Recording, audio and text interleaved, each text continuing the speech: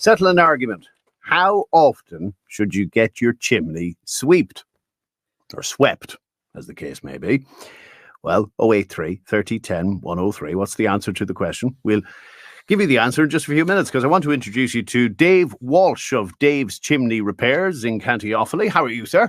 Grand, well, and yourself? And you will be also at the Midlands 103 Green Home and Energy Show, with thanks to Electric Ireland Superhomes. 18th of February, that's a Sunday, Tullamore Court Hotel.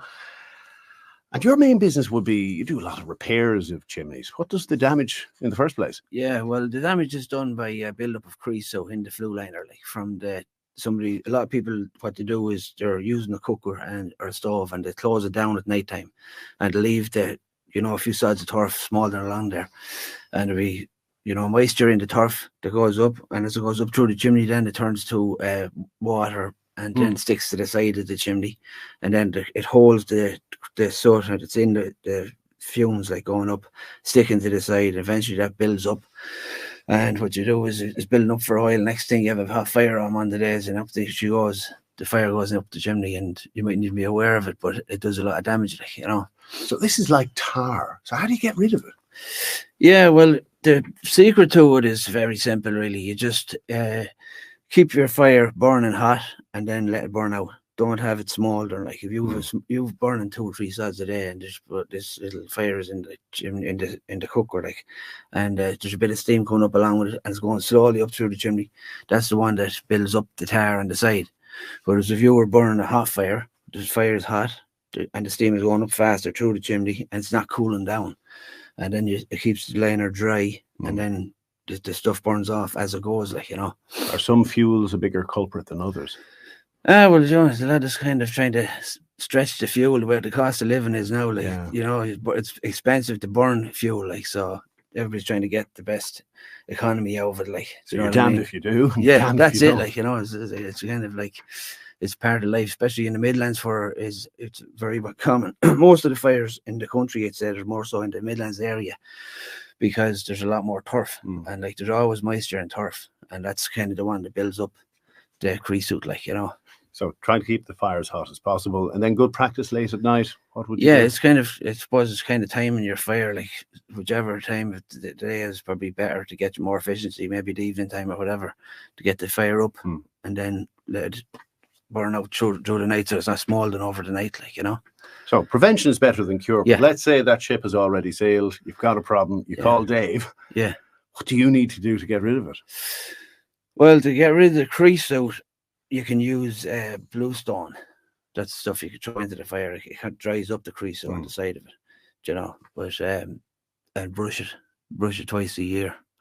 If you're burning a lot of fuel, if you brush it twice a year, you're fairly safe as well. Like, it'll keep it from building up. Say the lad leaves it for 2 or 3 years before he brushes the chimney, then she's got plenty of time to build up in the side of the flue liner, like, So twice a year. Yeah, what time? Thereabouts, like, like the winter time and the end of the summer or whatever, Yeah, because I always notice when we come to autumn and the fire hasn't been on in a few months, there's always a bird who's built a nest. Yeah. The moment you light the fire, it all goes up. That's it, like, yeah. There are different times when there's bigger risk than others. Yeah. If you have tar coming through the wall, what does that indicate? Well, that's kind of like where you've had your fire, and the fire has cracked the liner. Because if you think about it, the creosote is in the flue liner, it's not going to get outside the flue liner unless there's damage to the flue liner. So what's happened there is you've had your fire in the chimney, and then it's cracked the liner, and then it's just pushed out through the filling, out through the block, and that's the way it goes, like, there's only one direction for it, like, So that's a expensive repair?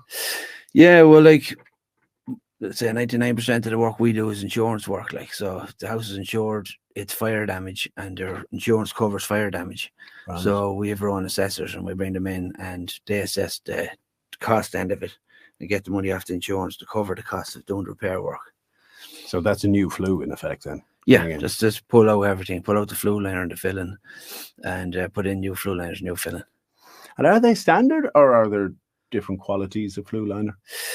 Yeah, there's all sorts of different types. Like, you have flexi liners, you have ceramic liners, clay liners, you have single wall steel liners, so it's really, you have twin wall liners then as well. So there's a lot of different types out there.